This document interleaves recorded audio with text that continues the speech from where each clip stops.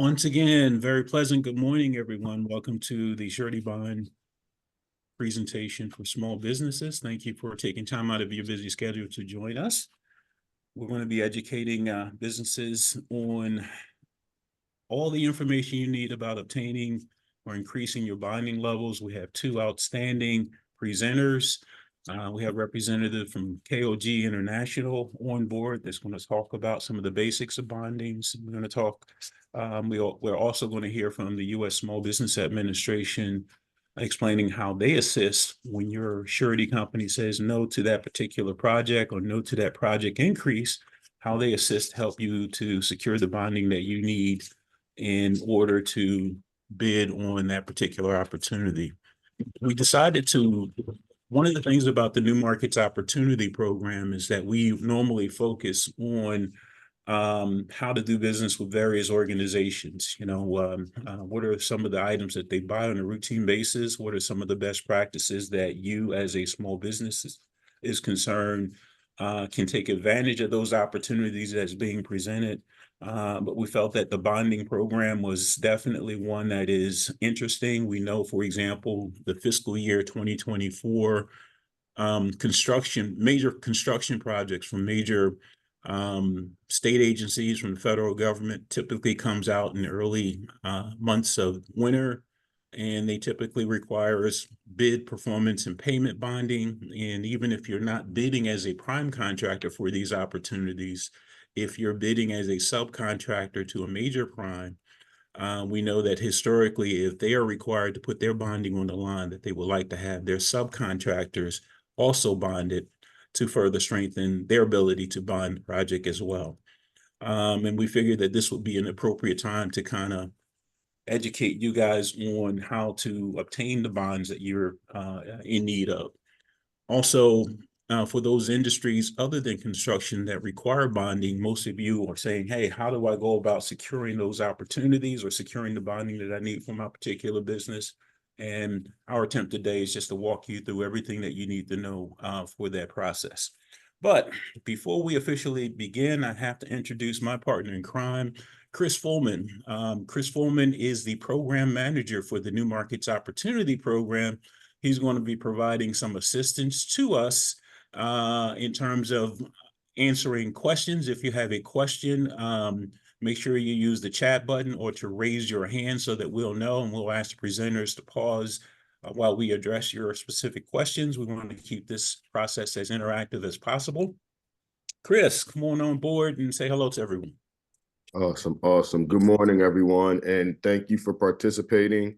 As John spoke about with the New Market Opportunity Program, one of our biggest things is to help organizations not only obtain, but really prepare for the next level of opportunity for their business, whether it be with state and local government or whether it be within private industry. So we're really excited to have the team from KOG come through today to talk about how they can help businesses in the construction field, because we know sometimes one of the barriers for small businesses is being able to get the resources to pursue certain opportunities. So we're really excited to have them here today, along with the SBA, to provide the resources that may be valuable to the small businesses that are pursuing these opportunities. So without further ado, I want to introduce Ken Turner and Paul Siebert from KOG International. Before we jump right into them, we did have we sent out a pre-survey just to kind of get a feel for some of the businesses and some of the questions or needs of the businesses that would be participating today. So I just kind of wanted to put two out there from the beginning, which was one, how do I get bonded? What's the benefit of being bonded? And is there a fee to be bonded? And the other question was, can businesses like transportation or geriatric patients require bonds? So with that said, I'd like to turn it over to Ken to kind of kick things off from the KOG side. And again, thank you all for participating. Thank you, Chris. Good morning, everybody. My name's Ken Turner. I'm with KOG International. We are a surety bond-only agency. That we have various locations throughout the Mid-Atlantic. We have Paul, my associate, is down in Delaware. I'm out in Central PA. We have two other colleagues that are in Westchester, Pennsylvania, and we also have an office over in New Jersey. We do bonds throughout the entire Mid-Atlantic region. Been in business since around 1992, where Bruce Allen started our company, and Bruce is still active with us.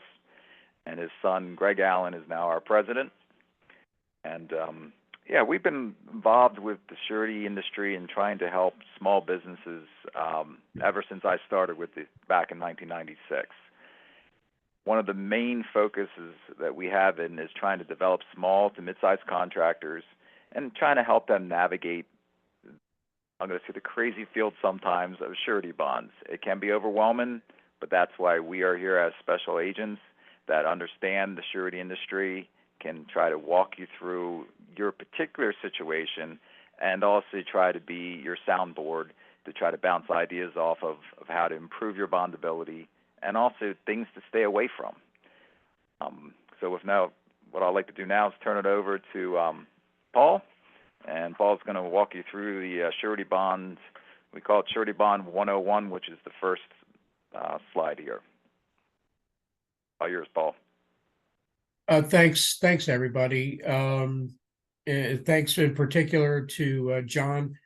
John and I have been working together to support bonding for small businesses for quite a few years. So I'm grateful for the invitation. Chris, I appreciate your participation in this as well. And so basically, what Ken and I thought it would be appropriate to do is to start with what we're going to call the basics of bonding, because the principles of bonding are the same whether or not you're talking about $100,000 bond or a $5 million bond. So essentially, the approach is the same, and so I'm going to talk a little bit about what we call Surety Bonds 101. So next slide, please.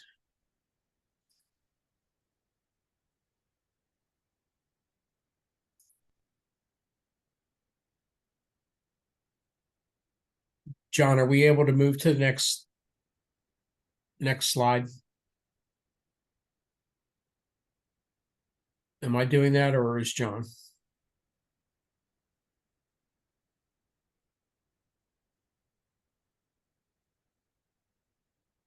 I believe John was.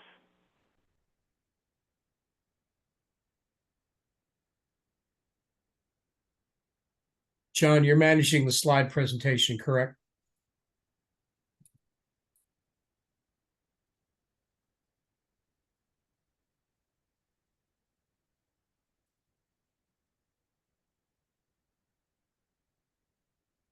Yes, I'm sorry, guys. Let me know if I am at the slide where you need to see. Give me 1 second. I'm just having a little bit of a challenge.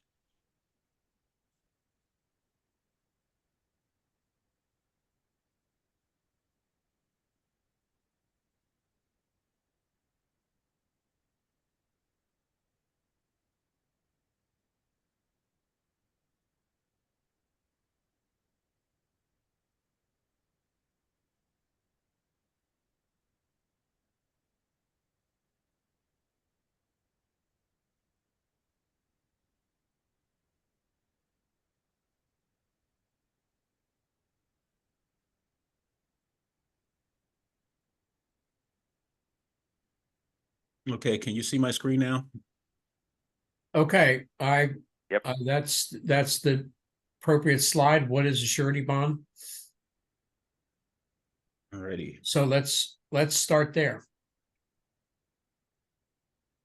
Okay, so the question is, what is a surety bond? Surety is a fancy word for guarantee. So the best example I can give you there of the use of the word surety is my word is my bond. It is a guarantee. So what do we do in our business? Whenever Ken and I look at a bond, we're always asked, what are we guaranteeing? So in the construction environment, pretty obviously we're guaranteeing at some level construction, and I'll talk a little bit more about that as the presentation continues. But we always ask, what are we guaranteeing? That is at the basis of everything that we do. A surety bond is more like a credit function. It is like I said, it's a guarantee.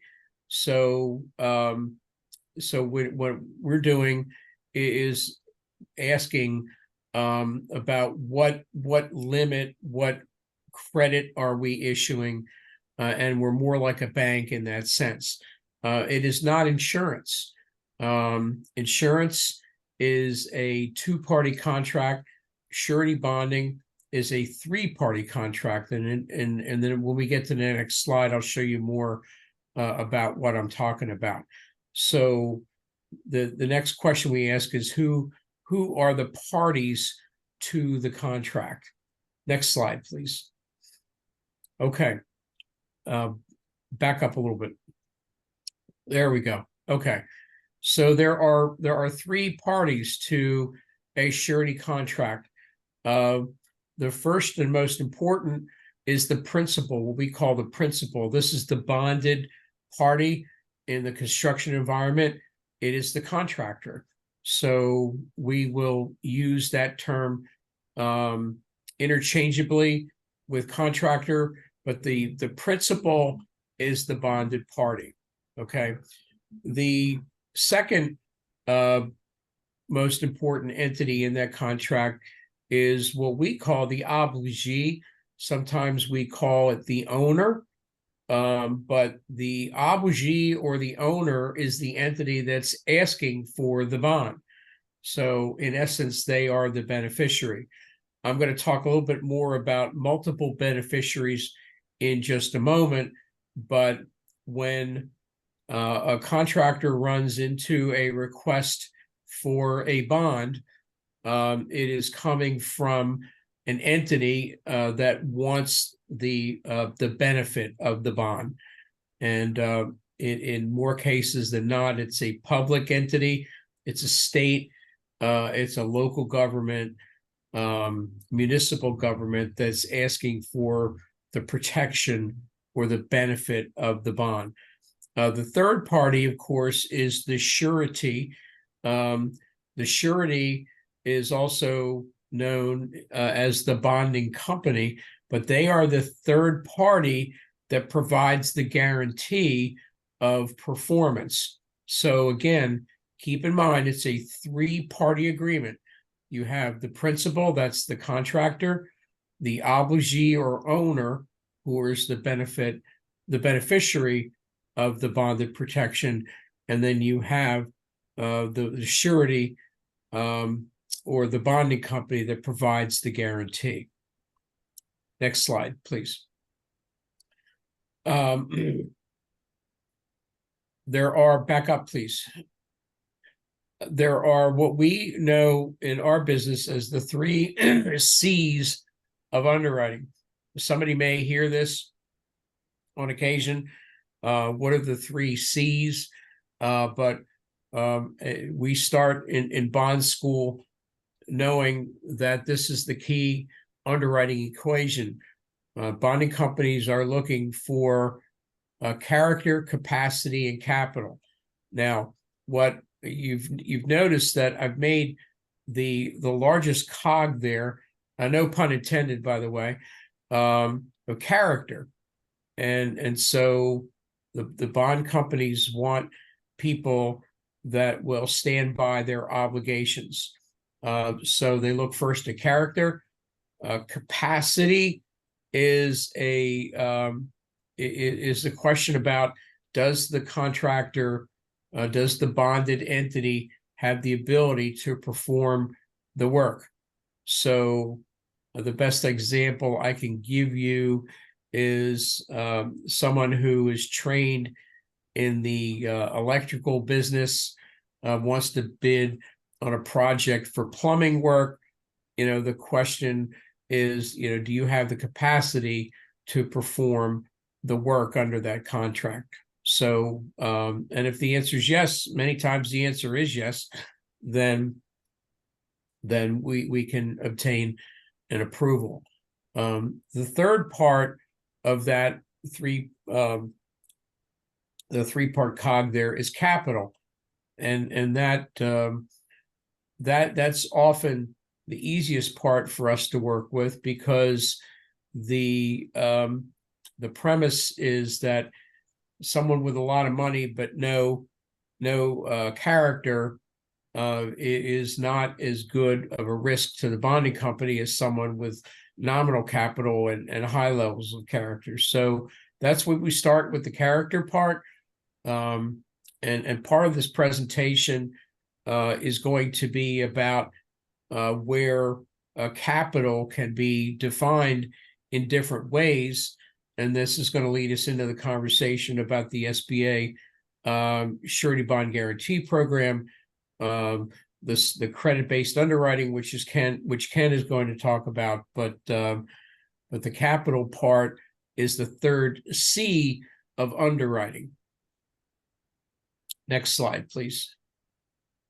Okay, in our environment here, we're going to talk about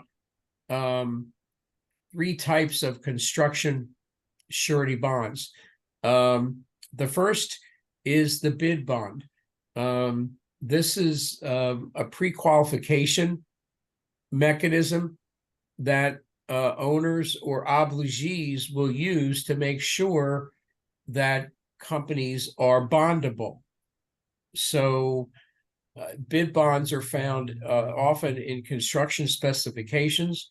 They are issued as a percentage of the contract. Here in Delaware, the vast majority of bid bonds are issued in the percent of 10% of the estimate, and they are intended as a financial guarantee to the owner that if the contractor is offered an award and they cannot come up with the performance and payment bonds, which I'll cover in just a moment, then the bid bond is intended as a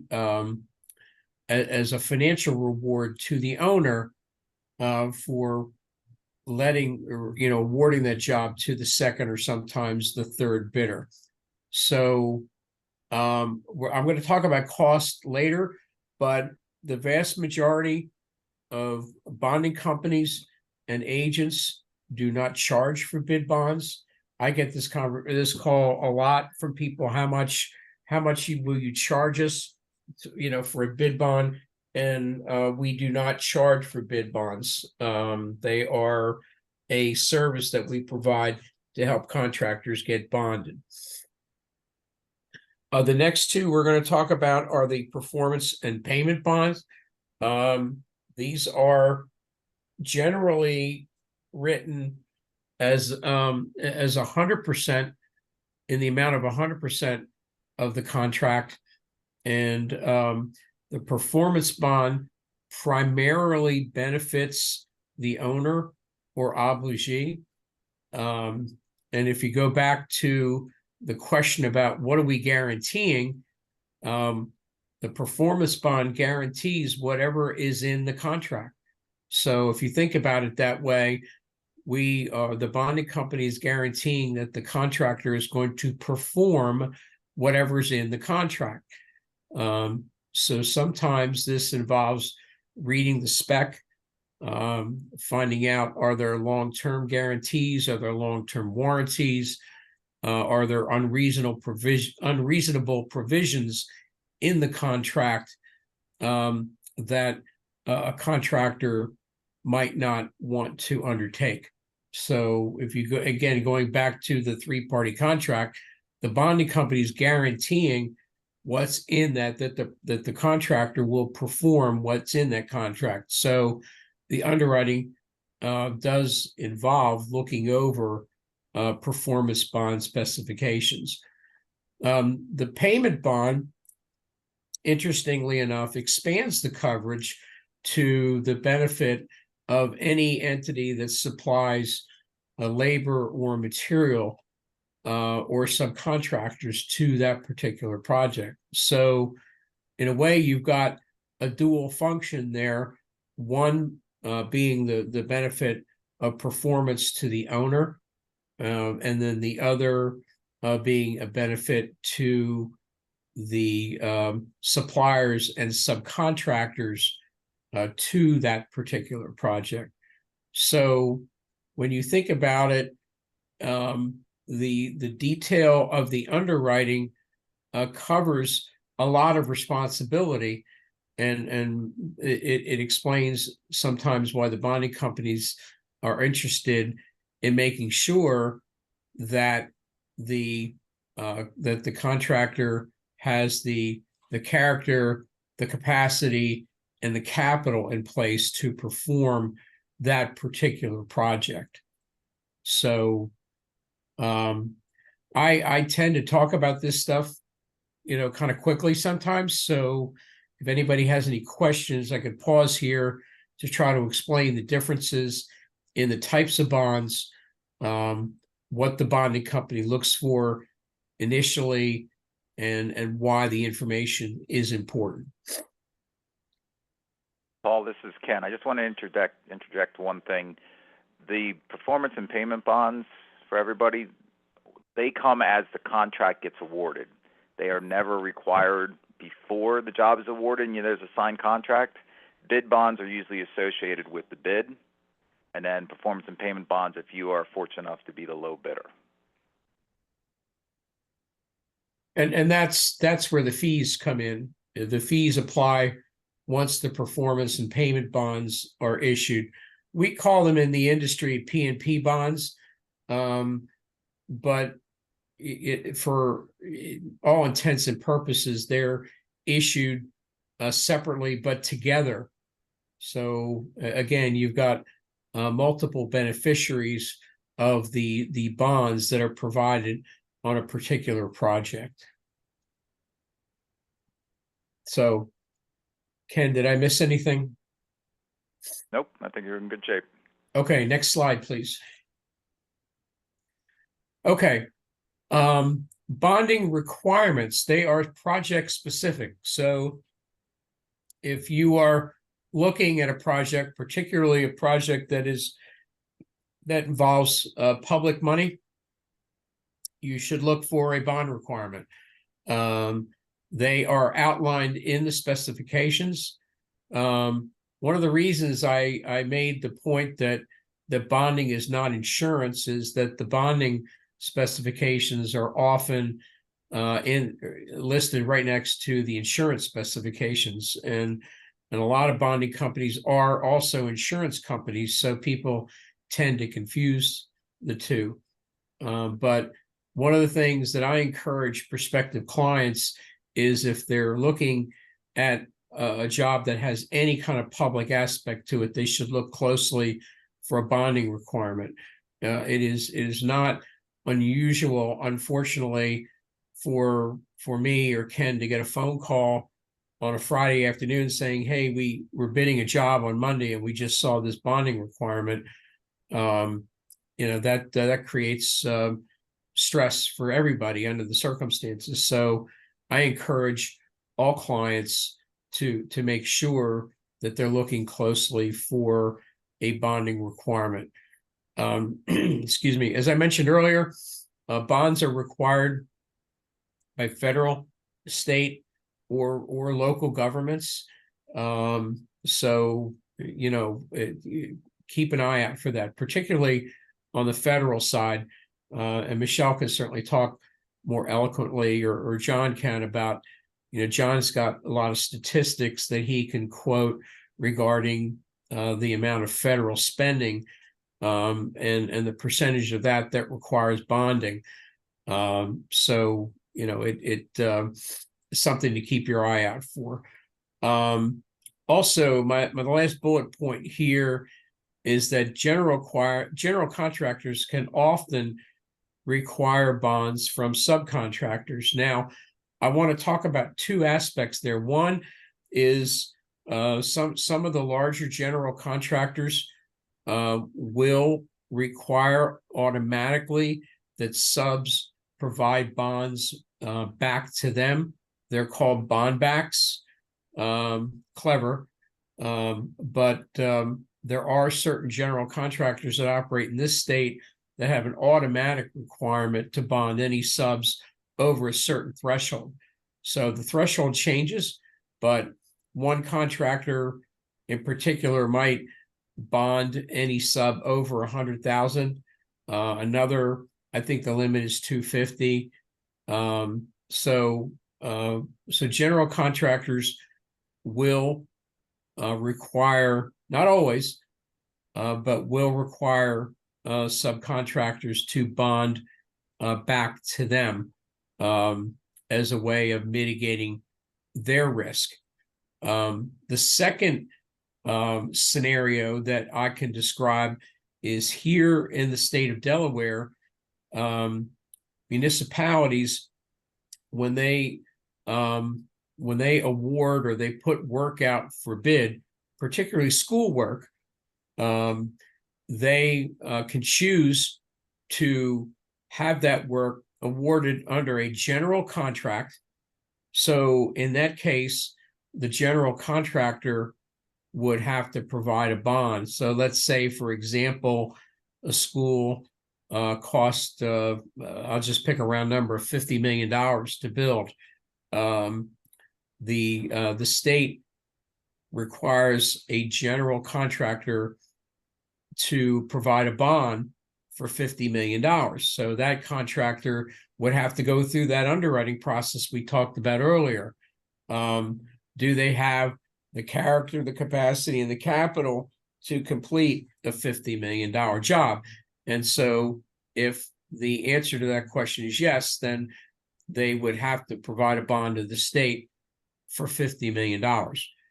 The other way, which is more prevalent here in the state, is for the municipalities to award the work under a construction management agreement.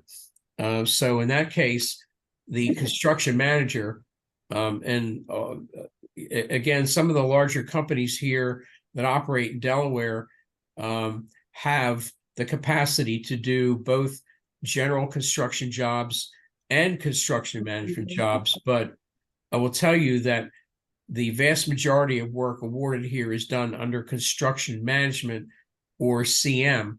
And in those cases, subcontractors have to bond directly to the state.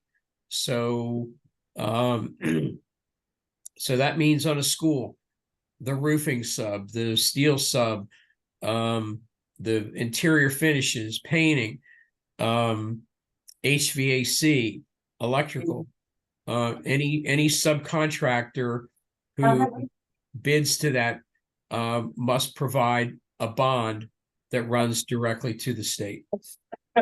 Paul, just a couple of questions. Yes. Your slide presentation referenced federal, state, and local. I just want to pose this question out there, and I'm going to ask that. Let me mute Kim. Her mic is unmuted. Want to ask that if private industry is involved in that as well, if there ever any instance where a private industry organization will say, "I'm looking for a bid payment and performance bond." Yes, that does happen, John. That's a great question. And again, you have to, my point in this slide is that the majority of bonding requirements come from these entities. However, it's the same responsibility to make sure in the specification that there is or is not a bond requirement. Sometimes banks will require borrowers to secure a bond for the contractor under a construction arrangement. They will require their borrowers to hire a bonded contractor to protect the loan. So they do; those do come sometimes, but I would say 90 to 95% of the bonding that we run into, and Ken, you can tell me if I'm wrong on this, 90 to 95% is required by the federal, state, or local governments. But that's a good question. Couple of questions in the chat. One was, how are P&P bond rates determined? And then the second question is from a relatively new organization that does not have bonding and limited resources. I know that you're going to cover this, but I just wanted to shoot them out there since they were raised in the chat. They wanted to know how would they be able to qualify for bonding and how much, if any. We're going to get more into that, particularly the cost of the bonds. The cost of the bonds is determined by a variety of factors, which we'll address shortly.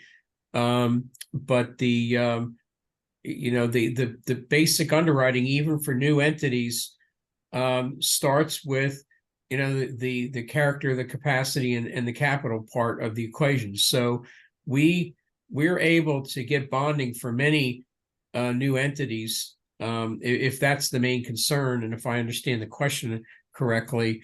You have to demonstrate at some level that you know what you're doing. So we do help people to find ways to demonstrate that. So, and I don't want to steal any of Ken's thunder, because we do a lot to help small businesses get started. So I'm hoping that's answering the question. If not, please expand. You're I'll doing well. spend more on that too. I'm sorry. I know that that's coming up in the presentation, but I wanted to address the questions as they are coming in. Absolutely. And just for the benefit of the audience, if you have a question, and we don't want you to hold it until the end of the session, just type the question in this chat or raise your hand and we'll pause and allow you to address your questions directly. So I'm going to move on to the next slide. Please. Okay, I'm going to be taking over this part now.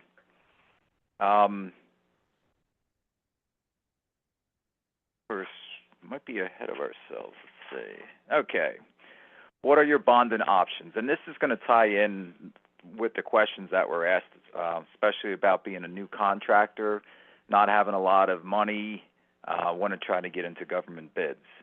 So the three types of programs that are available out there that COG is I'd say well-versed in is a credit-only programs. And credit-only programs, and I'll go into a little bit more detail in a second here, but just a quick synopsis of that, is basically they're going to look at your personal credit scores. If you have good personal credit, there are programs that are out there that will allow you to bond up to certain size projects with minimal information. And I will go more into detail in a little bit here. Next one, it will be, we call it the standard surety programs.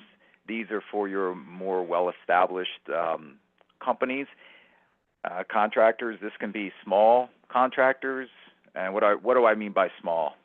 Inflation over the last couple of years has changed what a small contractor is in the eyes of a lot of underwriters and a lot of people out there. This can range from bonds from $600,000 and below. You might be doing $1 million a year. That is still considered a small business in the eyes of the surety industry. Then you get into those programs where you're doing, let's say, the 1 to 5 million, 5 to 10 million, and then the 10, 20, and so on until you're getting the mega projects where they're rebuilding 95 after the fire we had last summer. Those types of programs take a lot. They're the larger contractors that get larger bonds. That's all part of the standard surety programs, and there's different levels and different tiers involved with that. Third way and the third option, and the one we like a lot, is the U.S. Small Business Administration Surety Bond Guarantee Program. I'm not going to go into all the details on that. Again, that will be a little later on here, but definitely it's a program that is going to pique a lot of people's curiosity. Not a lot of people out in the industry know about it. I always say it's one of the best kept secrets of the federal government, and it's a program that we as agents are fully vested in, and hopefully we'll be able to provide you some more information on that. That's what Michelle Harris will be talking about later on in the program. Next slide, please. So how do credit-only programs work? And again, I will tie that back into the question about being a new contractor. These types of programs are especially good for new contractors and also the SBA, because they allow I'm going to say they're in place to try to help small businesses, especially the SBA program. That is their main focus, is to help small businesses thrive and to grow into larger, profitable, and sustainable companies without having the SBA or government help. So with these credit-only programs, basic information is going to be collected. There will be an application that is going to gather, I'm going to say, basic information about the company. They'll ask about, do you have any type of relationship with a CPA or an accountant? Do you have a banking relationship? They're going to ask you for particulars about the company, and they're going to ask you information about what experience do you have in the industry, and also industry or experience in this particular company that you're with. COG has a special application, which I'll show you in here in a couple minutes, and that particular application is used for a variety of our sureties that we are appointed with. And the reason we use this type of application is when we get a submission in from our contractors, we try to get you the best deal that will give you the best bonding support, the best rates, capacity, and also the best fit, because as you know, just like anything else, not everybody wants to do, I'll say, for example, environmental. Environmental is a special niche market that not all sureties will write. You might have certain sureties that don't like to do roofers, yet they love pavers. So there's different things, and that's where our knowledge comes into play, which Paul will also touch base on later on in our presentation. A soft credit pull is done on the owners of the company and all spouses. And the reason why the spouses are brought in is because they are used through common law, and also just most of the time small businesses have a commingling of assets between the spouses and husband and wife. Now with this, I'm going to say with the applications and stuff, they're very easy to fill out. They're usually within 10 minutes. And usually we will get a response from the sureties and our underwriters within 1 to 2 business days. Again, minimal paperwork. And the nice part about this as well is you don't have to have a bond need in order to try to get pre-qualified with the sureties. In fact, we encourage all our prospects that we talk with when they first contact us about bonding to let's try to get you set up so it's not a fire drill at the last minute. I can tell you right now, I'm dealing with one of those personally where I have a client out in prospect out in western Pennsylvania in Johnstown that I'm trying to get a bond for Thursday at 11 o'clock. I just got the application today. It puts us in an awkward situation where we don't a lot of times have enough time in the day to get things processed, because it is still a human-based situation where you have to get people to approve it. We have to produce the bond, and then as you guys all see out there with the elements and the rain, Western PA right now is getting snow and 50-mile-per-hour winds. FedEx and UPS truck drivers do not like to drive country roads in the middle of a snowstorm. So always try to get pre-qualified to avert that. Next slide, please. So this is our COG Quick App, and again, this is for our credit-only application. Basic information, I'm just going to walk you through it. At the top would be the company information, employee ID, federal ID number, when the business was started, type of company you are, you're sole proprietor, partnership, corporation, LLC, other. Are you an S Corp? Are you a U.S. citizen? Yes, no. U.S. citizen does not mean we can't help you. It just means we have to go through different methods. And then type of work performed. What are you? Are you a electrical contractor? Are you a utility contractor? HVAC, asbestos, lead, all the different types. Next part is the experience data. Again, we're going to be asking about what are the largest jobs you've completed. This is important because if you are doing a $50,000 is the biggest job you've done, the sureties are not going to jump at doing something for $5 million for you. You have to have a realistic, I like to call it a stepping stone mentality, that if you've done a 50, they might do a 150. If you've done 150, they might do 300. A lot of times it is associated with twice your largest job. SBA will be similar in nature to that. they want to make sure that, again, the 3 C's that Paul talked about, that you have the capacity to perform the work. So that's where they're going to be asking those questions.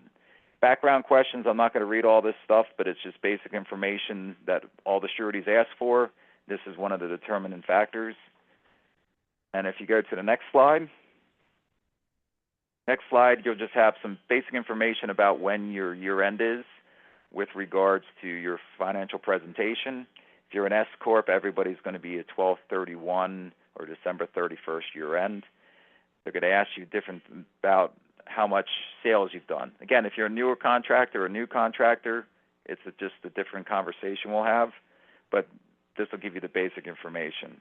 And the name of your bank. It does not have to have a line of credit. Does not mean you can't be bonded. It will help you, as we'll explain later on with the SBA and also the sureties, but it's not going to preclude you from getting support out there. The bottom section here is the indemnity ownership. So they're asking you for the particular information of the owners of the company. They ask you to list every owner. And likewise, there are some questions associated with them. This is basically a 2-page. Let me interrupt you for a Yep. moment. There's a question about what does the underwriting process look like with regard to establishing the character, capacity, and capital. So can you address that in the Quick App environment? Well, the main thing that they're going to be looking at with capacity is, again, your experience, how long you've been in the industry, and what type of work that you do. The capital aspect with these credit only is mainly focused in on your credit worthiness. Most of the sureties that I'll be going through here in a second for this credit only application, the guideline I would say is the target is 650 in credit scores or above. Sometimes they will be lower, and then those situations are on a case-by-case basis. And sometimes, again, the SBA can help us out with them, even if the other sureties don't do it. Again, we'll go into that in a little bit more detail when Michelle presents with the SBA aspect. And the capacity, I'll get into in a second. Sure. There's different capacities with each program. Hopefully that answers the question. Okay. Next slide, please.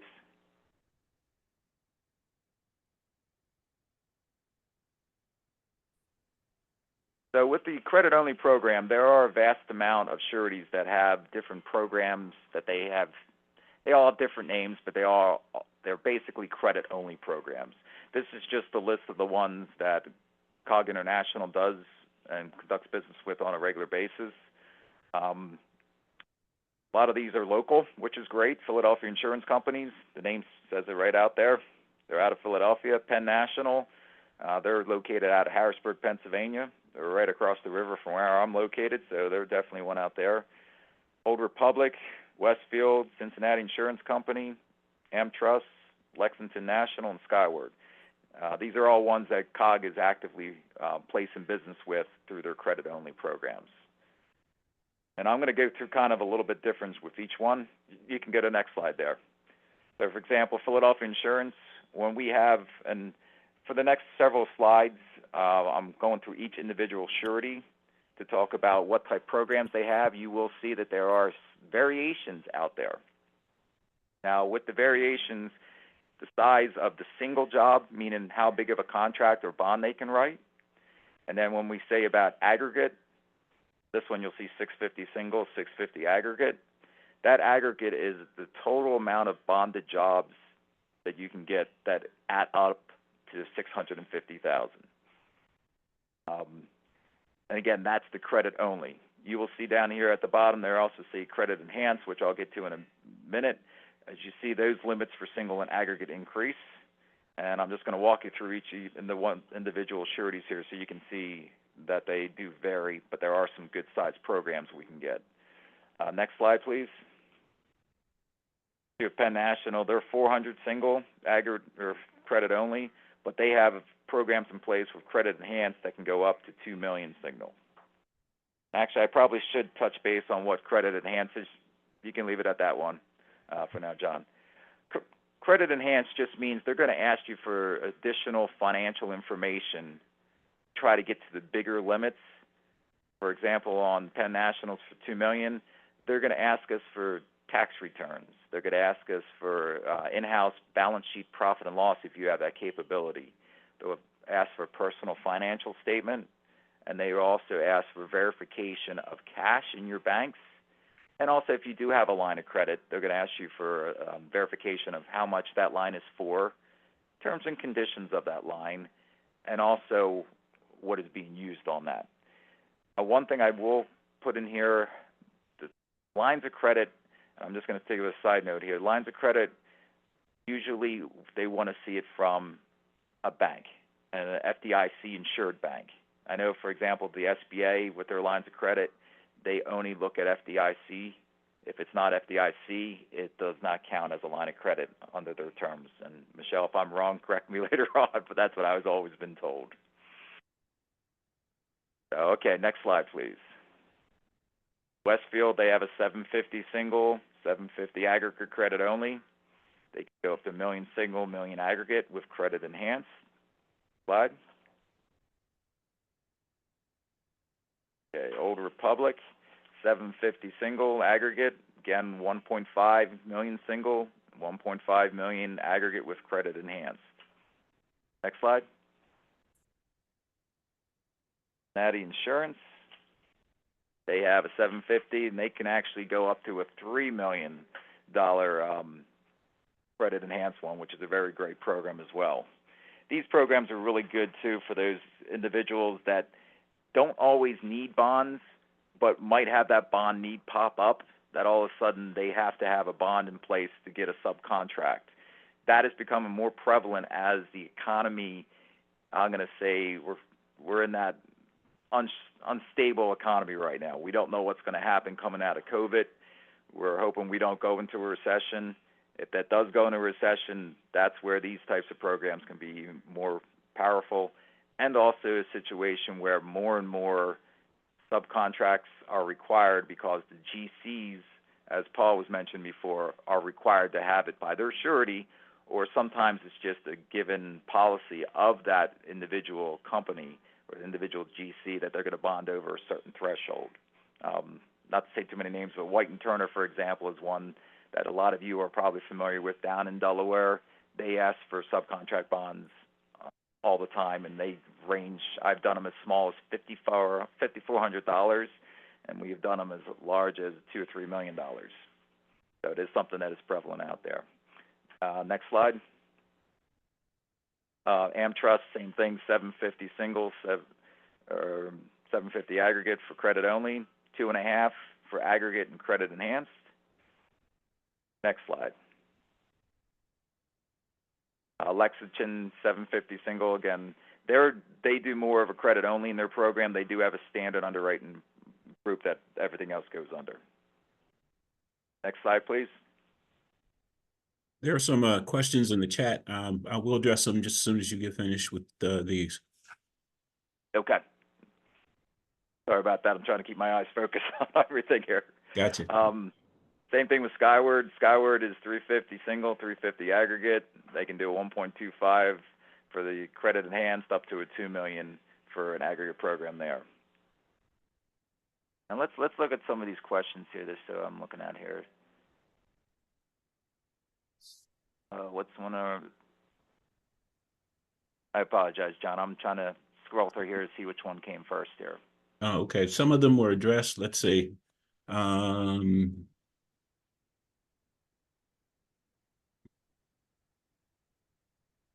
In other words, higher limits require additional. You know what? I think that these are addressed. I apologize. Paul. I know one of the questions that came up before about how rates are determined for the cost of the bonds, I'm going to say they vary dramatically based on the financial strength of each individual company. Likewise, type of work, like for example, pavers, like a large paver that's doing repaving of I-95, they're going to be getting a cheaper rate than a small paver that's going to be doing a municipal parking lot. I like to use the example, I hope everybody's heard of Warren Buffett. he's got a little bit more money than all of us combined and probably the federal government. He's going to get a better rate than anybody else is going to get. So the sureties look at the type of work, they look at your financial strength, and then they also determine those numbers that, just like going into a bank, who's going to get the best bank loan is going to be people that have the strongest financial strength. That doesn't mean that you're going to get crazy rates, but the rates for all these jobs are put into your bid. So you'll know your rate up front when you are quoting somebody as a subcontractor or putting in for a municipal bid or a federal bid. You're going to want to add that bond rate right into your cost of your bid. So basically, it's being covered with your bid price if you are the low bidder. Okay, let's go to the next slide here. So our standard surety markets, and this is just a handful of the ones that COG deals with. There are hundreds of them out in the industry. Again, each of these particular sureties have different size categories, different financial strengths, different treasury listings. If you're doing a federal contract, for example, it has to be what they call Circular 570 or T-listed, which is treasury listed. That means each of the sureties goes through a comprehensive review by the U.S. Treasury, and they can determine how big of a bond they're able to write and total capacity of bonds that they can write out there on the open market. So this is just the idea of all the ones that COG deals with. And when we look at our individual contractors to determine where to place them, there are multiple things that we look at, not just the financial strength of the contractor, but we want to make sure that the financial strength of the surety matches up with what your business plan is going to be. There are smaller sureties out there that do a great job for small contractors. However, they're not going to be the one that are writing the $500 million expansion of a new bridge going across the Delaware or whatever it would be. For each individual niche and each individual surety has its purpose for us out there. And again, we'll go into more details on that as we talk to each individual contractor when they ask for bonds. Next slide, please. So one of the things that the last part of the opportunities here for bonding out there that we like to work with is obviously the U.S. Small Business Administration Guarantee Program. And we've been very active with them for a long time. We started, actually, I could say COG's experience started back with them back in 1997. And things have dramatically changed over the years with the SBA. Technology has helped out. I do remember using a typewriter, typing up 3-part forms that were pink, yellow, and white, and they were interesting to work with. Nowadays, everything is web-based, PDF files, very efficient system, and it is something that allows them to service things very quickly for us. We're not talking about weeks to get things done with the SBA. Once you get established, we usually get responses back in a day and a half with the vast majority of their underwriters. Again, unless it's a challenging situation, and that's where we have the knowledge to understand of, hey, this is going to take a little bit longer. Now, on this slide here, this is just a representation of some of the sureties that we deal with. There are multiple sureties out there, but each individual surety has to be set up with the SBA. They have to go to them and get pre-qualified, follow all of the requirements. They are all treasury listed because they have to be.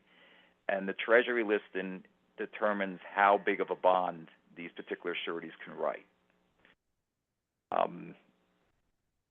Just looking at this one, we have Skyward Specialty. They write under Great Midwest Insurance Company. Tokyo Marine has the United States Surety Company, American Contractors Indemnity. They are one of the largest ones in the program. That insurance company is active. Lexington National, Harco, Markel with SureTech, and Liberty Vista. Again, these are just some of the ones that COG writes with. Next slide, please.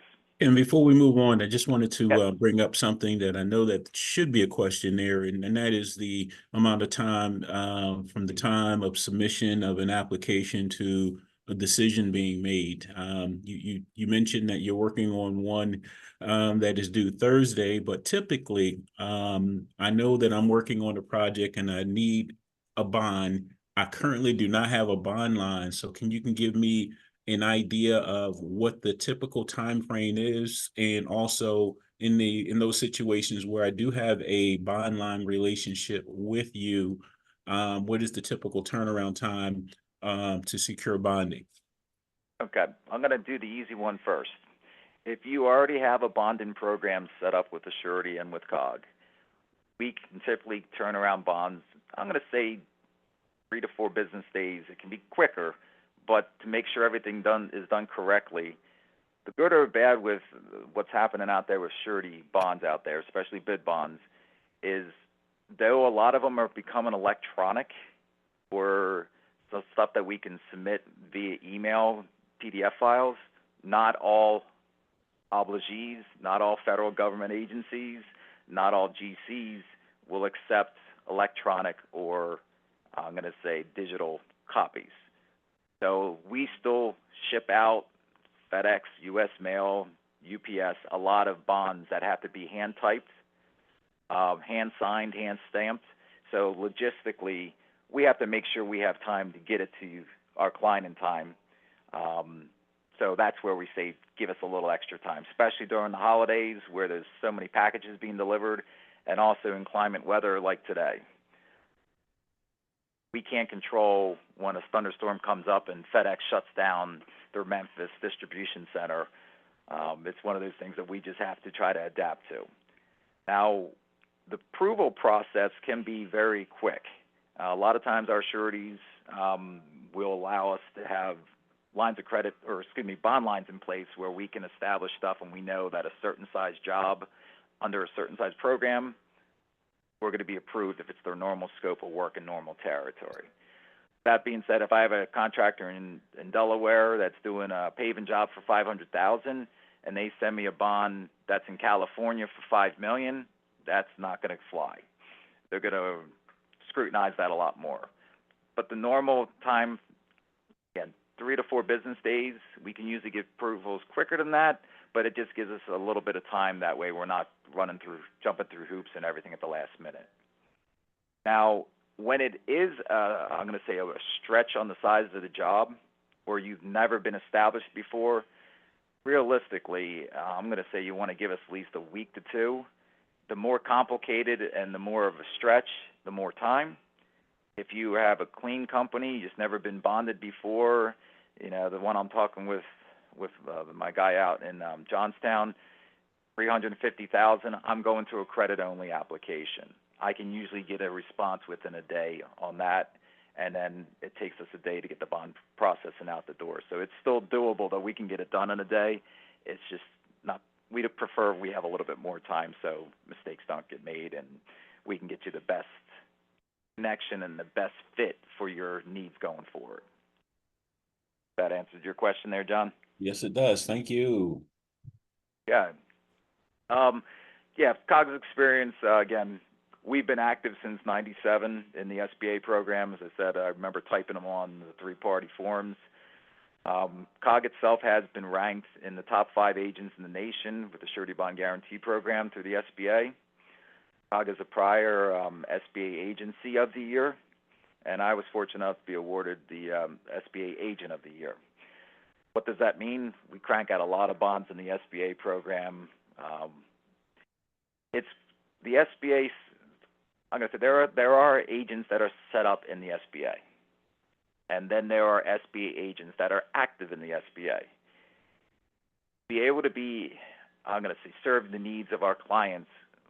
We do feel that you need to be active, not just one every other month or something like that. I'm usually entering bonds. Paul's usually doing stuff, and all of our staff. We're probably doing at least 5 applications a day that are going into the SBA for various bid bonds or performance and payment bonds. So that's one of the things that we pride ourselves on, is our involvement with the SBA program. And it does help out a lot of small businesses, veterans, service-disabled veterans, minority, women-owned. It's a great program that helps facilitate support for those yeah, for those groups and stuff. Next slide, please. Now, I'm not going to steal Michelle's thunder here, but just to give you a little prelude to her conversation, they have a quick app program very similar to the credit-only ones, and that's for bonds up to $500,000. There are some restrictions, type of work, size of liquidated damages, for example. But again, we would walk each of you guys through those types of limitations. But for most part, it's a great program that if you have smaller bonds, the SBA will come in and back them up and allow you to get things approved with the sureties that we spoke about before.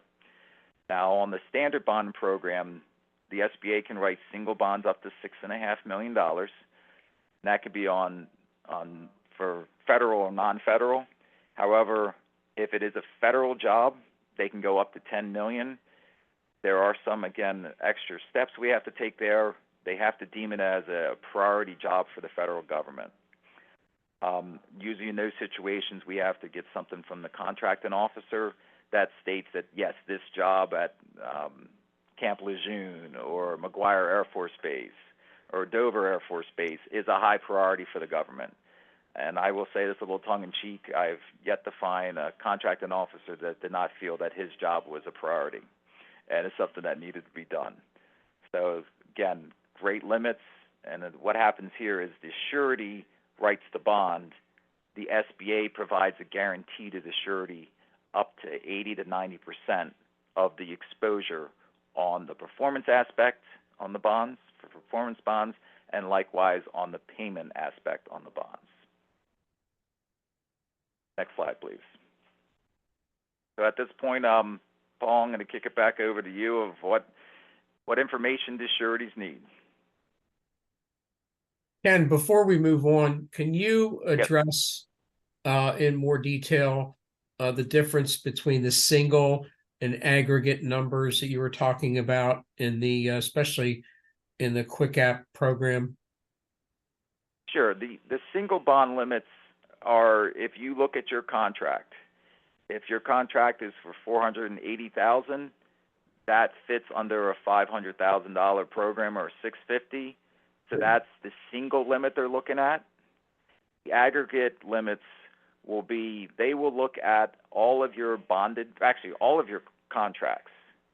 And if you have a 600 program, for example, you have three $200,000 jobs, they would add up to $600,000. There would be enough room under that program.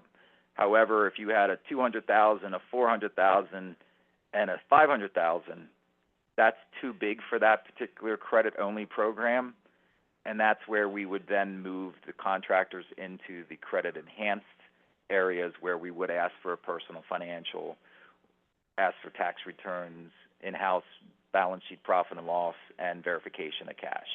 Each surety has a different threshold for their credit-enhanced, but they are all basically the same information. It's just their comfort levels of how far they will stretch. Thank you, Ken. I also wanted to add a little bit of a segue here in that I have been in the business long enough to remember a time when the bonding companies had the same list of needed information for contractors, whether they were larger multi-million-dollar companies that were doing bonded work all the time, or new starts or smaller companies. The list of information requested was the same. And over the years, the industry has evolved to make it easier for smaller companies to get bonded, and that's the genesis of the credit-based programs. Because when you think about it, asking, a lot of small companies start out with one or two people, and to ask them to stop, after they go out and they work the jobs all day and then prepare bills and have to make follow-up phone calls and then do accounting and all the other things that go with running a small business, the request to have them sit down and fill out a 4 or 5 page questionnaire and provide a multitude of resources and other information was unreasonable. So so the industry decided we're gonna make it easier for smaller companies to get bonded, which is where the credit-based programs came from. The other thing that you may have noticed, and I'm going to talk about this more in just a moment, is that the higher the level of liability that you request from a surety is roughly equivalent to more information. So if you have broached the limits of the Quick Gap program and you want to go above those, you're essentially asking for more credit. Remember, we talked about that earlier. And by asking for more credit, they will ask you for more information. So what we've set out here is a scenario where, if you've never been bonded before, there's a way to dip your toe in the water a little bit. And then if you need more bonding, then, you are asked for additional information. And then as your company grows and shows more success, then greater levels of information are requested. And it makes sense when you think about it. So part of the message here is, if you see something that requires a bond, don't hesitate to inquire about it, because we will walk you through the process. And we've had tremendous success doing that with some companies.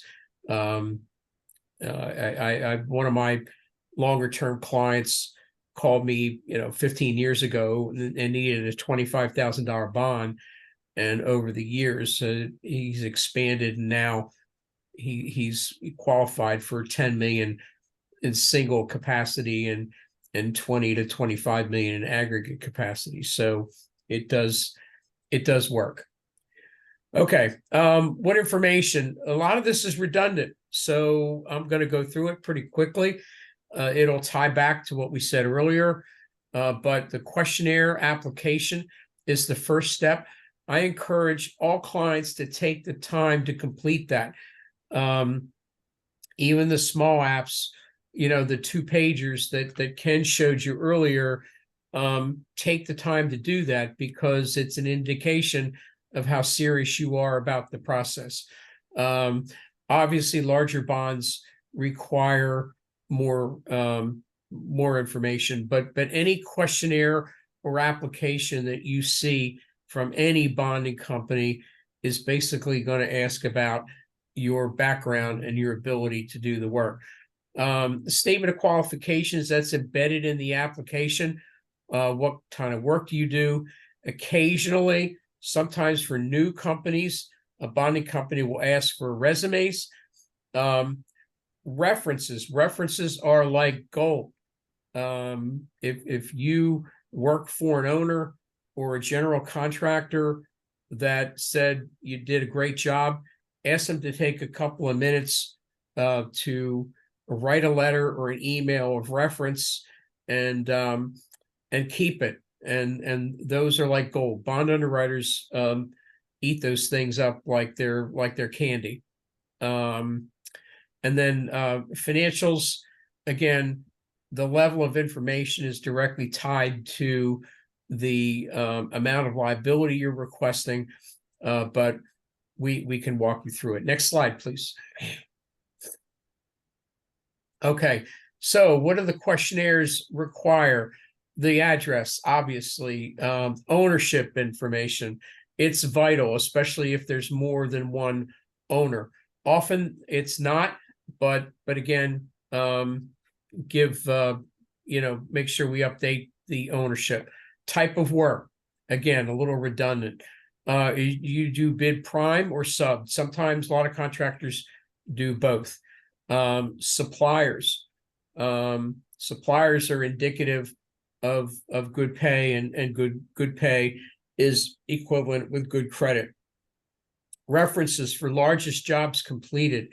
I just mentioned that if you get a good job, please ask that individual or that entity that you work for to give you a reference letter. Again, you can't imagine how important those things can be. Ken mentioned earlier that bonding companies underwrite a lot based on prior jobs completed. They don't have to be bonded, obviously, but if you've completed them and successfully, make sure that we know about it, because that's your stepping stone to the next request. And you keep in mind, different bonding companies have different appetites for increases in job size. So don't apply any rules of thumb here. We know part of our job is to fit you with the right surety who's going to be more open to increasing your job capacity. Banking information is important. The banks are also credit givers. So if you've got a good relationship with your bank, let us know that. And then as you grow your company, it's going to be important to have good accounting information or be able to show financially how well the company has done. So as you grow, we'll encourage you to get associated with a good CPA firm or accounting firm that understands construction accounting. Next, please. And again, I'm moving very quickly here. So, John or Chris, don't hesitate to stop me if we need additional clarification. Statement of qualifications, again, this is redundant. Often this is required more in the SBA environment than it is in the standard or credit-based environment, because there's paperwork associated with this, but territorial issues can come into play, type of work, obviously, and then also the statement of qualifications can provide you an opportunity to say if you're in a special category for award of work. 8A, women-owned, minority-owned, veteran, service disabled, and hub zone contractors all can get access to work that other contractors who don't have those certifications cannot. Next, please. Okay. Again, redundancy here. We're doing this on purpose to emphasize the importance of it. Okay. Who are you? What are your capabilities? What is the likelihood that you can complete that job? I just lost the slide presentation, John. Just a minute. I accidentally hit a button. My apologies. That's okay. I didn't know I was talking that fast. You should see it now. Okay. So yes, again, if you look at those questions, the trade, the skills, what are the key employees? What are their background? This is all designed to convince the underwriter that you're going to get this project done successfully. Next, please.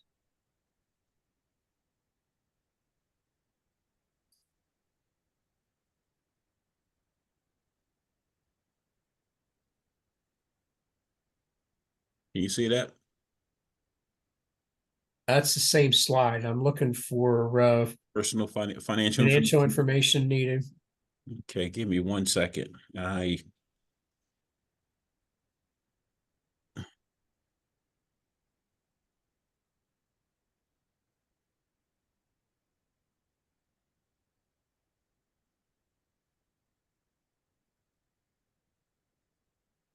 Okay.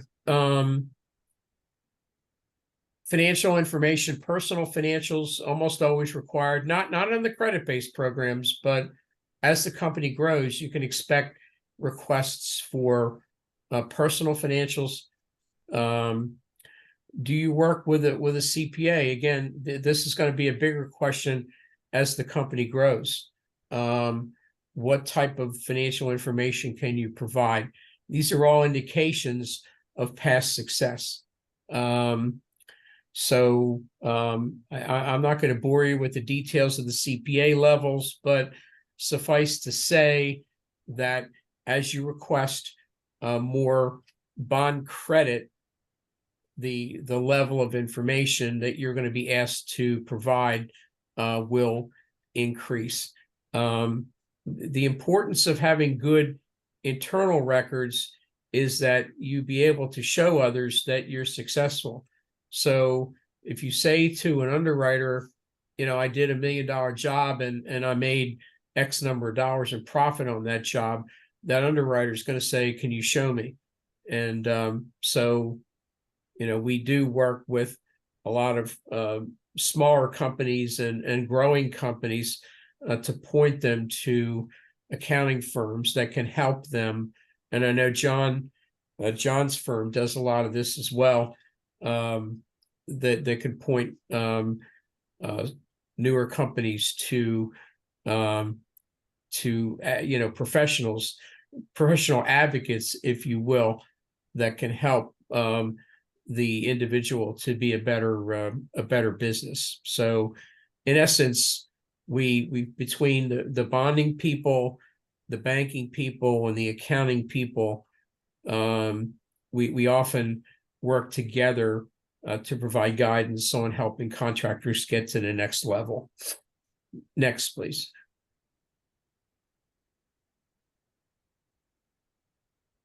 So again, these are some of the indications of financial information that a bonding company might ask to see. Bank lines. I want to talk a little bit about this. Bank lines of credit are vital for a couple of reasons. One is they are indicative of another credit giving institution of looking at your experience and your financials and your tax returns. So if the bank has said, you know, yes, we'll extend a line of credit to you, then that could make a bond underwriter feel a little bit better. It has very practical consideration, and I don't want to jump into Michelle's space too much here, but if you have a bank line of credit, the Small Business Administration will define that as working capital, and they'll also expand the magnitude of bondability based on the existence of available credit under a line of credit. So oftentimes we'll encourage a contractor client to go out and get a line of credit just so we can show that in the SBA that we can qualify them for multitudes of bonding that we can't get for them in the standard market. Next, please. Okay, what are they looking for next? Again, this is a perfect summary slide. Character, capacity, capital, credit, line of credit, and necessary equipment. Obviously, they want to make sure that they have the capability to do the work. Next. Why should you get bonding? Oh, I'm sorry, did someone have a question? Okay, why should you get bonding? One is you gain access to this, you know, municipal, federal, state work. Okay, more often than not, we get a contractor client will call or prospective client and say, "Hey, this general contractor wants to know what my bonding capability is," and so if you can tell them, "Well, my bonding capability is this," that puts you ahead of other contractors who can't say that. And then ultimately, it does identify you as financially responsible. And again, you have other institutions, the bonding company and sometimes the bank, looking at you and saying, if we'll back you up to X number of dollars, then that gives the GCs sometimes comfort level that they might not have if you did not have the bonding. And Ken mentioned earlier about qualifying for it ahead of time. We have a lot of people say, hey, what kind of bonding can I get? And we set it up. And we don't ask for anything in return. We don't charge for that.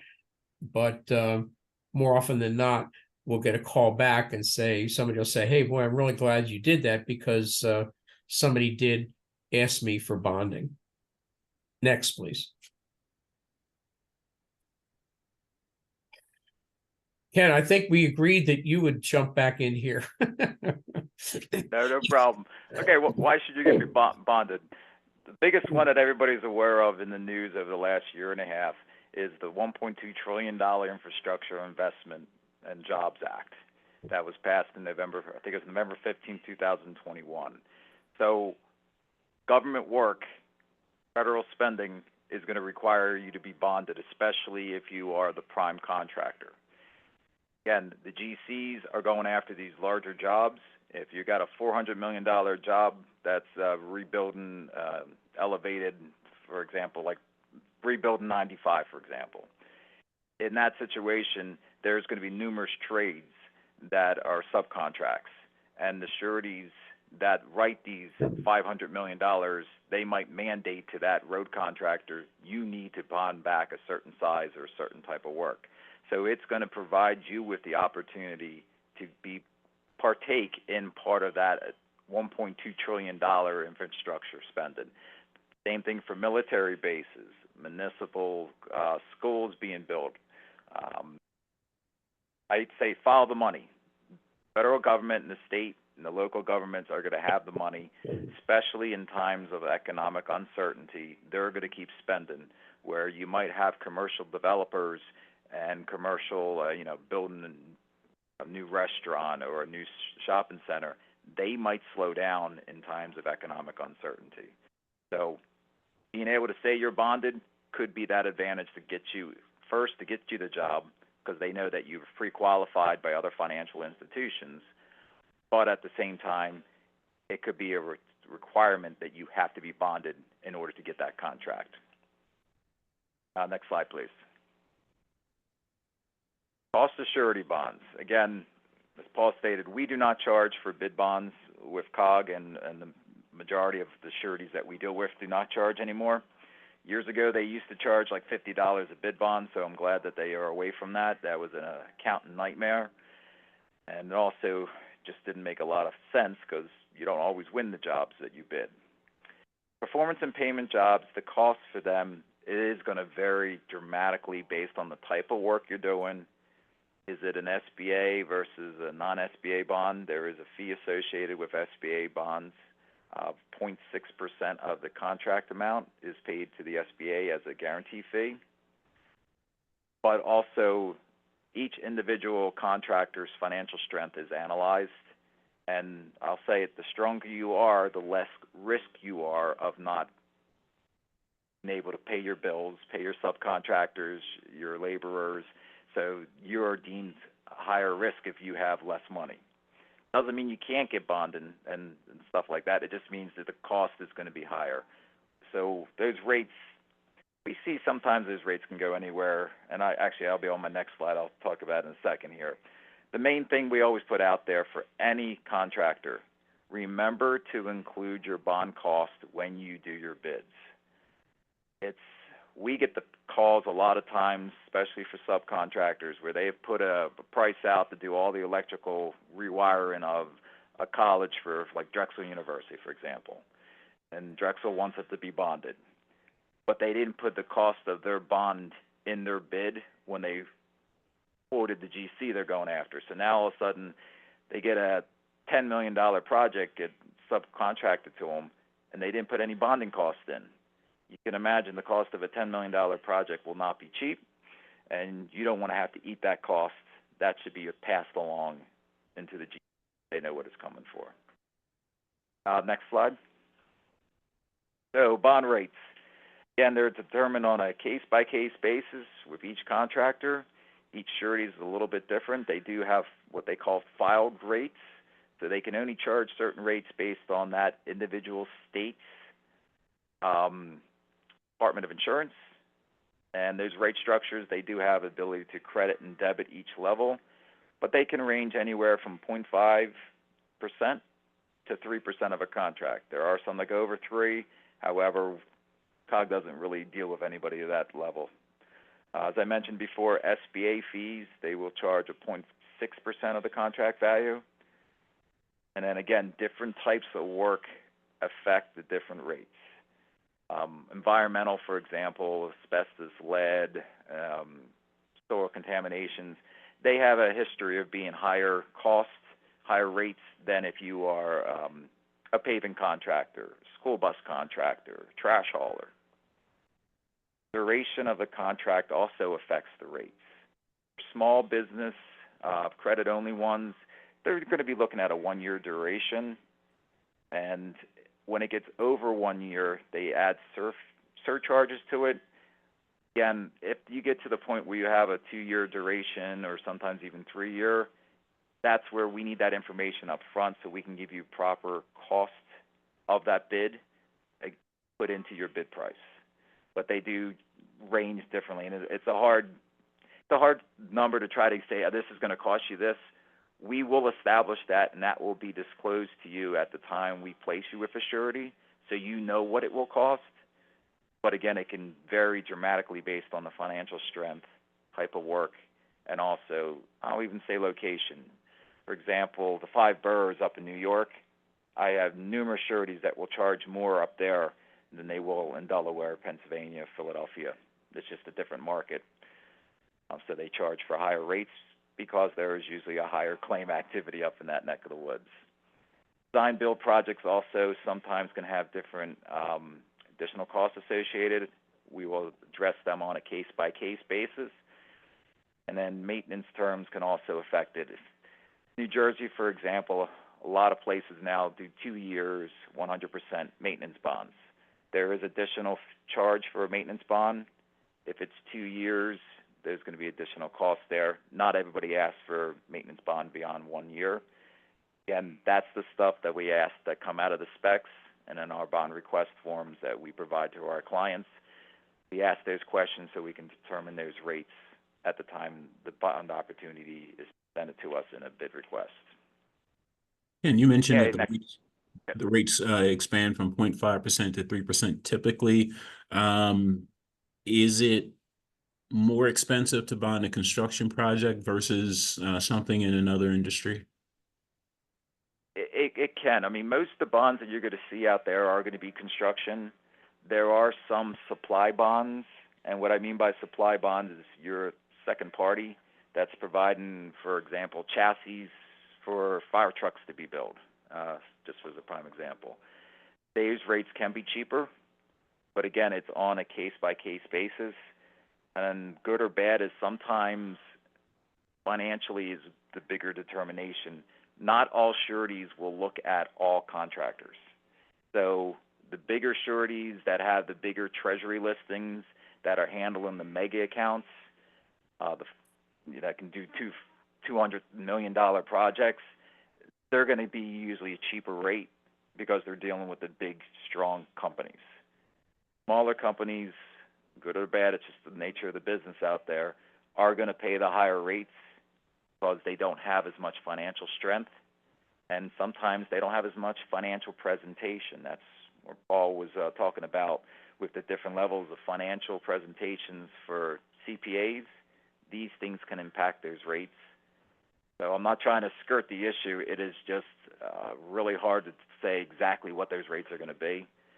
But yes, if there are bigger jobs, all that other stuff, it does impact the rates. And that's where I always like to say the biggest thing with surety is communication. Talk to us. If one of my clients has a project they're looking at, I say, call me.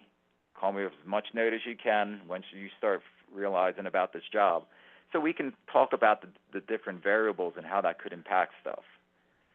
Sureties always love communication. The more information they have, they like it better. That's just the nature of an underwriter.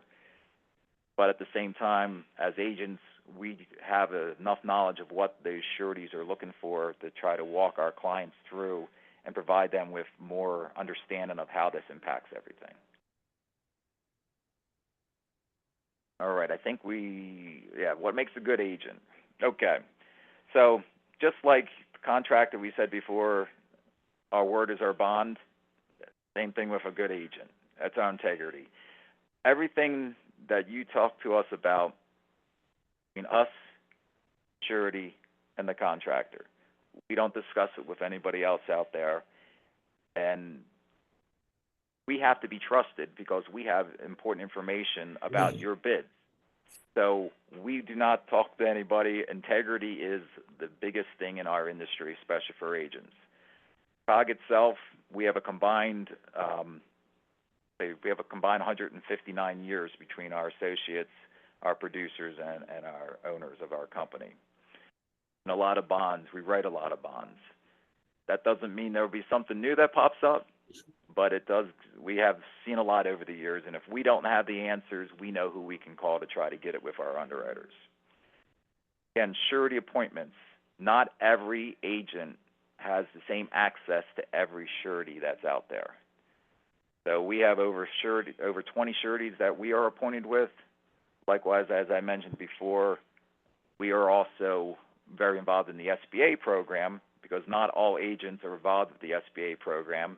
And frankly, some of them don't want to be involved just because they don't want to take the extra effort to get it done. We look at it as stuff.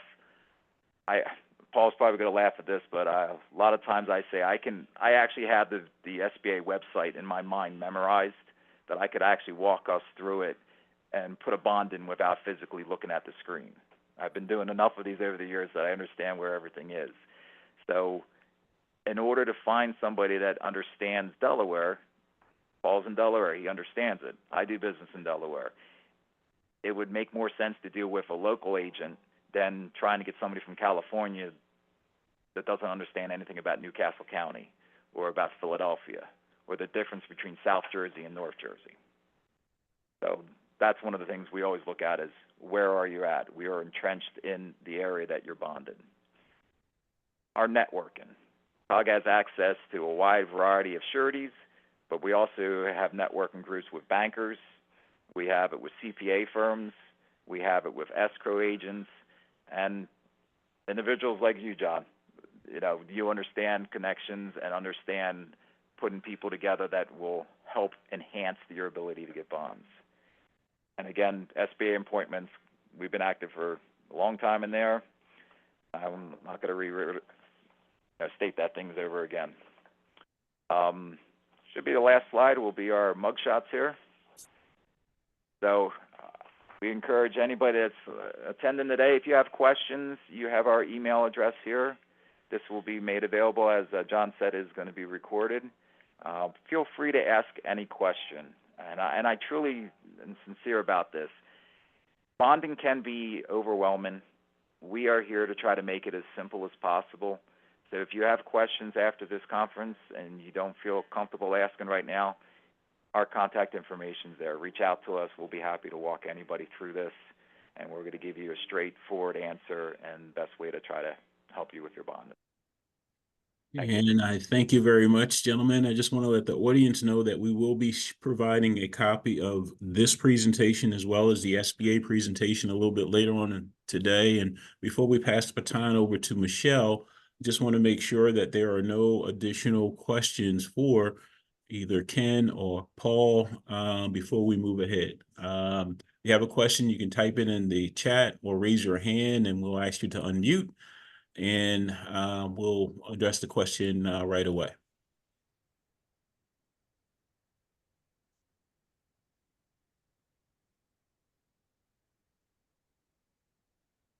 It doesn't look like there are any questions. Michelle, how are you? I'm fine. How are you? I'm okay. I'm okay. You're up next, All and we right. talk about the SBA program. Let me see if I can load your presentation. Okay. And we'll go from there. So here we are. Awesome. All right. So, thank you all for having me today. I really appreciate the opportunity to talk a little bit about the SBA Bond Guarantee Program. I know my colleagues Ken and Paul have made a lot of references to it and how they integrate it in support of small businesses that they do business with. So I'm going to try not to be too redundant on things and just really touch on the high points of the program and why it's important for you to know about the program. Next slide, please. Mhm.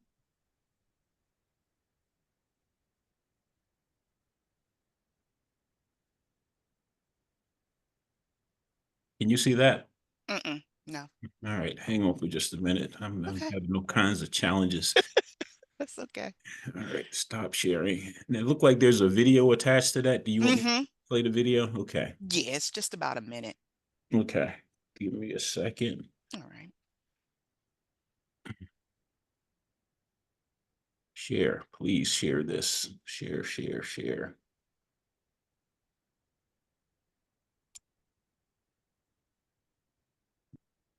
What about now? Can you see it? I can. Okay, good.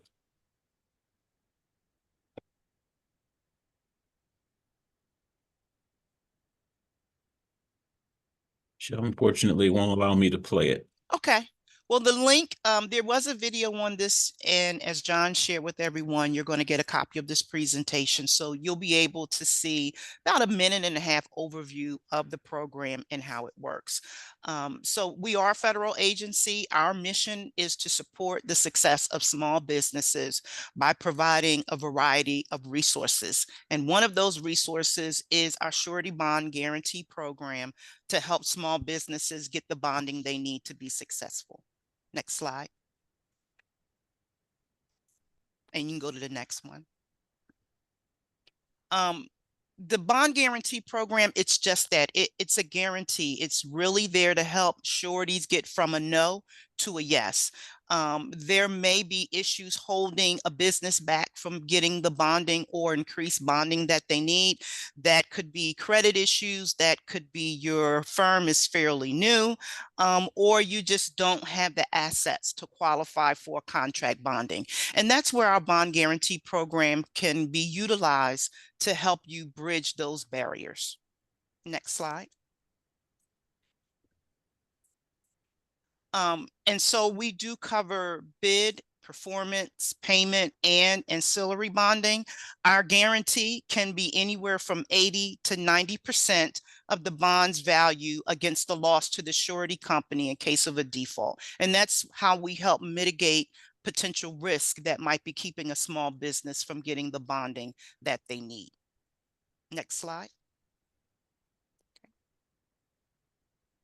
So you have to be an authorized agent in order to participate in our bond guarantee program. COG is one of those. You can visit our website, sba.gov/OSG, and that will give you a complete listing of all of our approved bonding agents. But I do agree with Ken and Paul. It may be best to start with a local surety company or surety agent that really understands your potential regional environment, and can really help walk you through that process on a local level rather than trying to get bonded from a company that's in another state. Next slide. Bonding can really help you grow your business, increase your opportunity, and our bond guarantee program has flexible requirements. Getting a bond can help you compete for more contracts and larger contracts as you increase your bonding capacity. As you see on the screen, Paul and Ken talked about the 3 C's of bonding: capacity, capital, and character.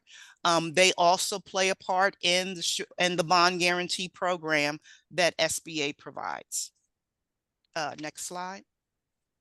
One of the biggest benefits of SBA's bond guarantee program is if you're having trouble obtaining a bond or posting collateral or paying for funds control, an SBA bond guarantee can be the answer. Our working capital is about half of what is typically required for contract surety bonds. And so in this illustration here, you see that normally on a normal bond, you'll get 10 times your working capital, but through our bond guarantee program, you can get up to 20 times your working capital, and you can also use any unused portion of your bank line of credit as working capital. And so that can really help small businesses that may not have traditional working capital. If you've got a bank line of credit, it increases your working capital, which allows you to get a higher bond guarantee. And that's where COG was alluding to how they can use the bond guarantee program to increase your bonding capacity with your line of credit from your bank loan. Next slide. We also guarantee bonds without requiring CPA prepared financial statements. So if your contract is going to be under $2 million that you're looking for a bond on, we can accept in-house financial statements. So you don't have to pay for a CPA to prepare financial statements. We can take in your in-house financial statements. So that's another flexibility in the bond guarantee program.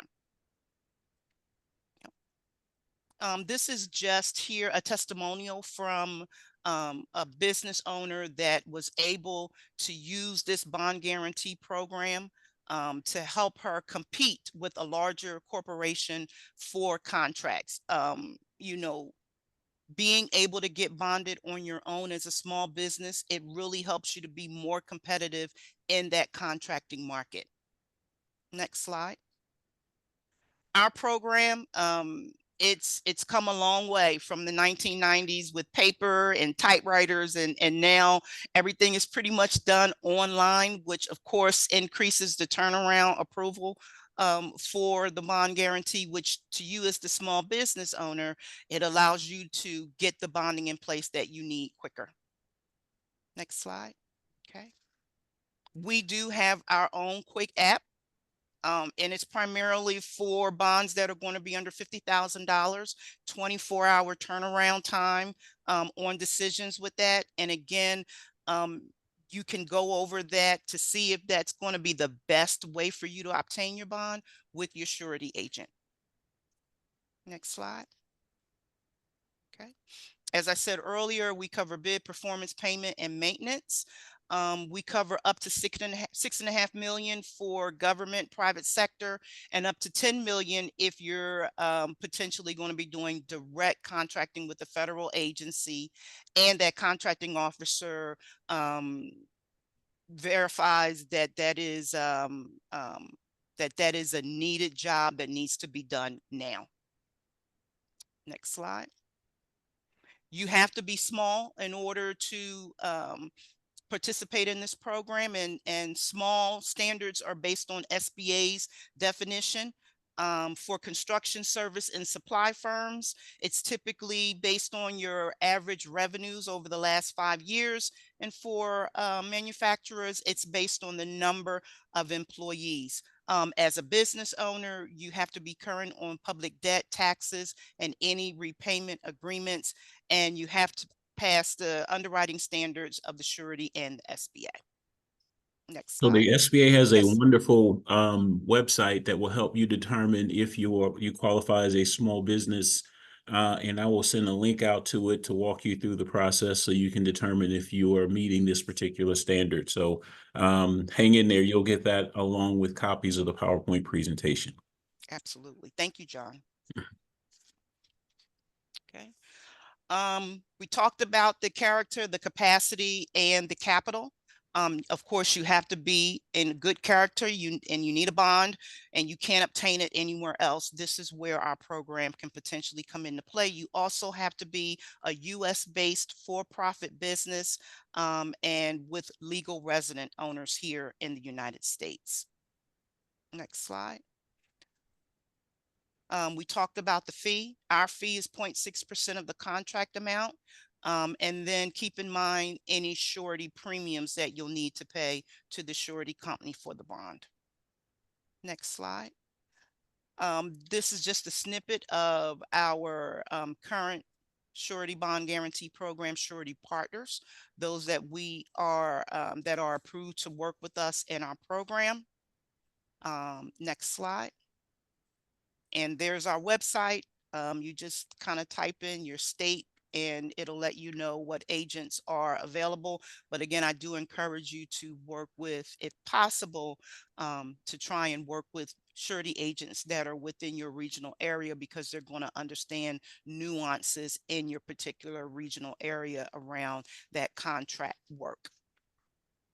Next slide. Next slide. Okay, so before I get into any questions, a couple of things I did want to cover. In addition to our bond guarantee program, the Small Business Administration also helps small businesses get into the door of federal government contracting. And we do that in a variety of ways, but the simplest way to do that is through one of our certifications. We have woman-owned small business, economically disadvantaged, woman-owned small business, our 8A program, which is a 9-year business development program, and our veteran-owned small business certification program, and our hub zone, which is historically underutilized business zones. It depends on if your business is located in a high unemployment, low income area that has been designated as that hub zone. And those certifications are important because it allows federal agencies to set aside a portion of their contracting activities in those categories of contracts. Our office here in Delaware, we do regular recurring webinars that are free to anyone to participate, to learn how to do business with the federal government.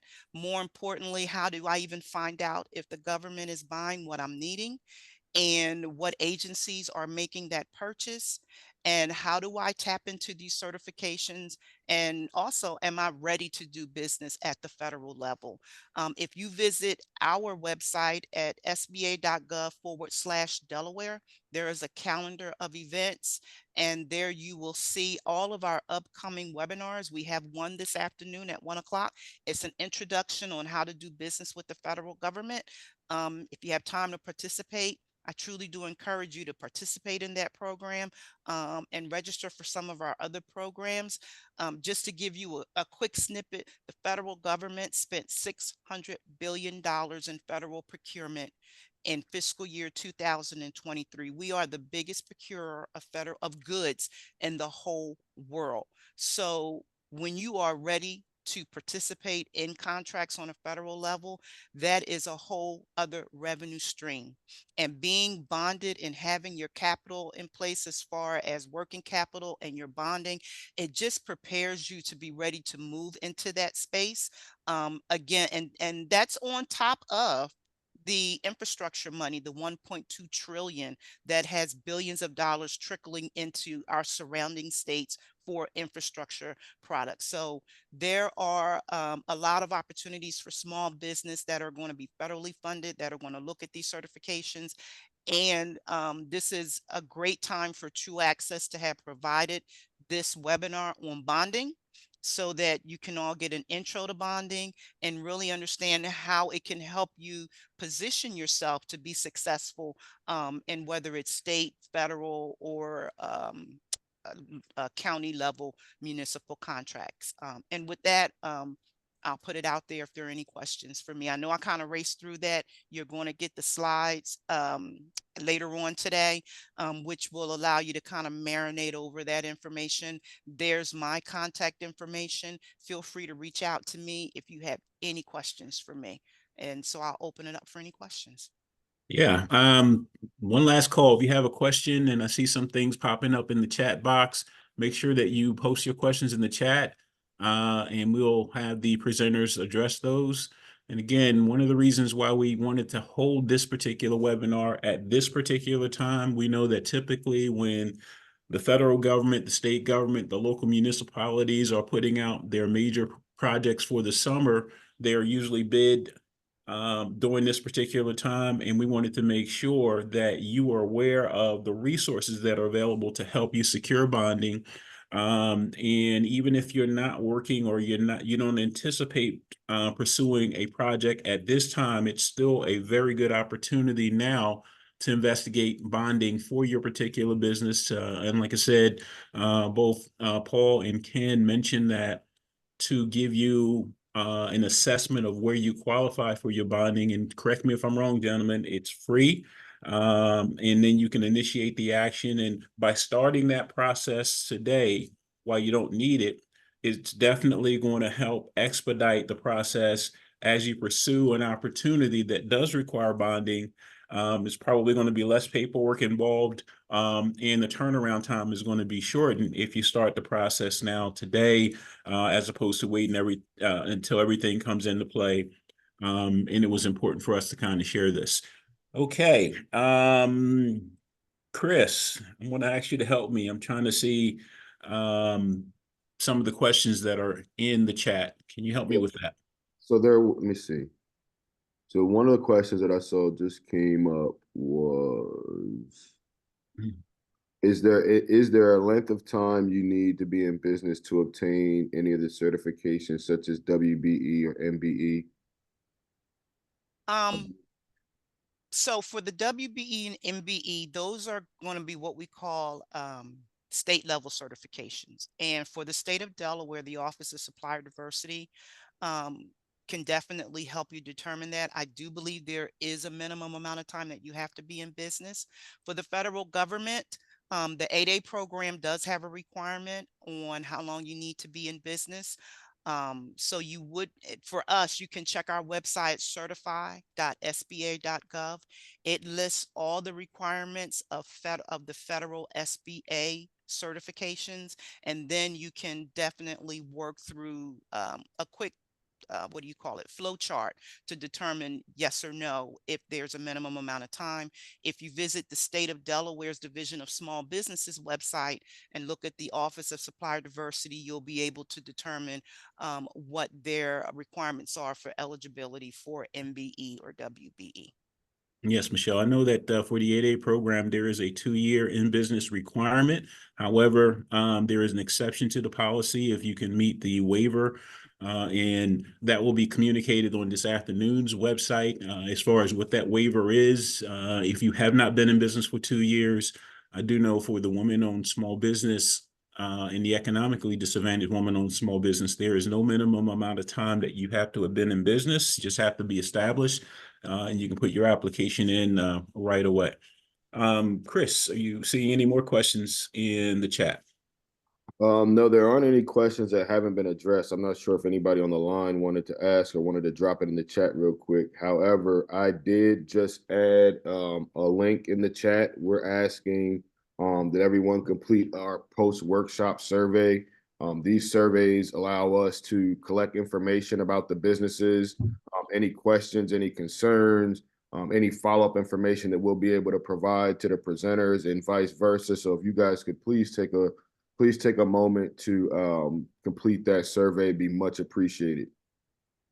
Yeah, and thank you. And again, thank you for taking time out of your busy schedule to partner with us today to learn about how the bonding program works and what are the resources available to you today to help assist you when your business is actually presenting bonding information. So I hope that you got a lot out of this particular session. We will be providing you with copies of the PowerPoint presentations used in today's session, along with a link to the recording for this particular session. So that way, if you missed any part or if you wanted to have something reviewed, you'll have the opportunity to toggle over to that particular section so to make sure that you fully comprehend what was being communicated. And also, Ken, Paul, as well as Michelle, they have provided their email address, telephone numbers, and contact information. So in the event that there are any additional questions that you may have, you'll have a mechanism to kind of reach out to them. I wanted to talk a little bit more about our New Markets Opportunity Program. As I mentioned, we primarily focus on helping small businesses learn how to do business with that large federal government or that large state agency or that large private industry organization. And what we typically ask them to do is to provide us with information on how you, as a new business to their organization, how you can engage in those particular procurement opportunities. If you happen to be a minority business, how to take advantage of their supplier diversity programs. What are some of the products and services that are typically purchased by those organizations?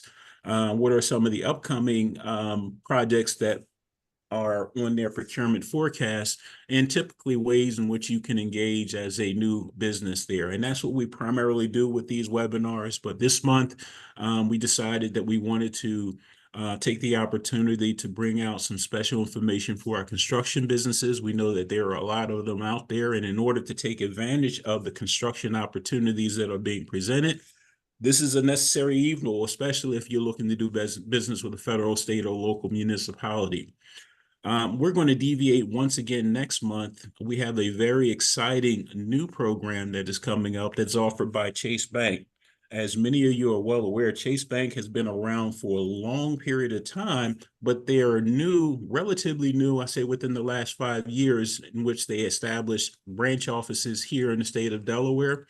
And they have a new mentor program where they're providing mentorship to small businesses. It's absolutely free of charge to you, but the information that you're going to get from this mentoring opportunity is going to be valuable to help your business expand and operate. They are typically looking for businesses that have been around for at least 2 years with gross revenue starting at $100,000 or greater. And their objective is to help you get to that next level in business. And what they're going to provide assistance in order to help you meet those business development objectives is they're going to help you navigate your cash flow. And typically by being a part of their mentor program, if you need a loan, guess what? You're there, you're at that particular bank, and they're going to do everything to kind of help you out in that regard. Other components of this is to help you navigate marketing in the digital world. They're going to speak to you about Chase equity, the racial equity commitment. You will be providing mentorship directly from their senior business consultants at the bank. These are bank employees that are going to be providing you with this mentorship. They're going to discuss the process of joining their program, the eligibility parameters, and what it means to graduate. We hope that you are available to kind of join us. We're going to do this next month. We normally have our new markets opportunity webinars the second Tuesday of every month, and this session will be held on February 13th from 10 until noon. All of you on the call, you should receive information from us inviting you to kind of participate on that, and we'll share with you a flyer, hopefully giving you a little bit more information about this particular initiative. But I'm hoping that you are as excited as we are. Both Chris and I had the opportunity to meet with Chase management team to really discuss this objective, and they're truly, truly committed to helping to advance businesses here in the state of Delaware to the next level with this tutelage. And again, I hope that you're available to kind of join us.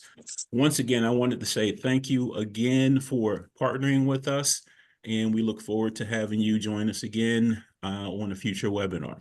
If there are no further questions, I'm going to say good night, but I'm checking to see if there are nothing in the chat. Any final questions? Going once, going twice. Again, thank you again for taking time out of your busy schedule through the storm to learn about surety bonds for small business. Thanks again, everyone, and have a terrific remainder of your day. Thank you, everyone. Thank you, everybody. Thank Thank you. you. Take care.